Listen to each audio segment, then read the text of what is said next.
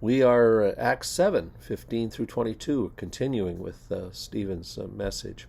And Jacob went down to Egypt and died, and he and our fathers, and they were carried back to Shechem and laid in a tomb that Abraham had bought for a sum of silver from the sons of Hamor in Shechem. The only land Abraham owned and ever owned in Canaan was a burial plot. The rest he was going to receive by faith. Okay? But as the time of promise drew near, which God had granted to Abraham, the people increased and multiplied in Egypt, until there arose over Egypt another king who did not know Joseph. This is another dynasty. And he dealt shrewdly with our race and forced our fathers to expose their infants so that they would not be kept alive. Promise drew near, its fulfillment. And here's the fulfillment of the promise given to Abraham. The change in dynasty brought out a genocide. Sounds familiar? Another group of Jews. Yes, you're right. It's the fall of Jerusalem in 70 A.D. They were genocide.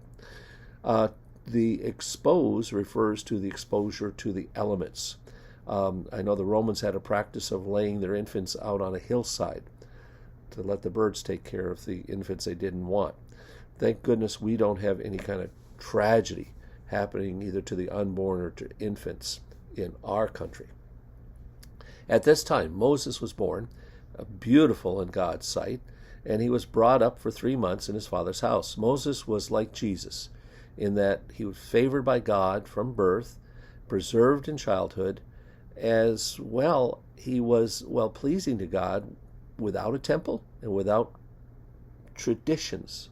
Okay, notice that.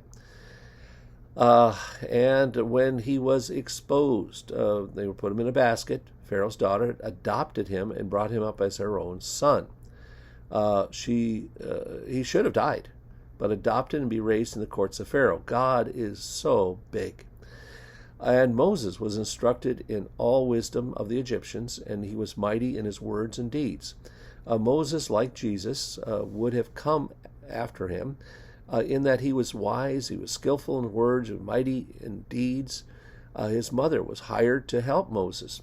He was well educated, with the best education.